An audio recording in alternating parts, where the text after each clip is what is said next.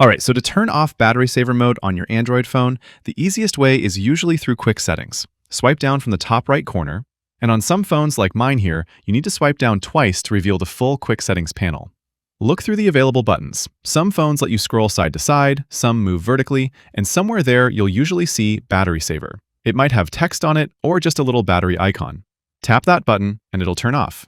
Also, on a lot of phones, if you tap and hold it instead, it'll take you into a dedicated battery saver menu where you have a toggle to turn it on or off. But you might also see additional options, like choosing between a standard battery saver and an extreme battery saver. So there's different levels to it depending on your phone. Another way to get there would be through your settings. Go to Settings, scroll down to Battery, and within the battery settings, you'll find that same battery saver menu we just looked at. Anyways, that is how you turn off battery saver on your Android phone. Go ahead and click that like button if this video helped you, and subscribe for more quick, easy guides like this one. Thank you all. I'll see you in the next one.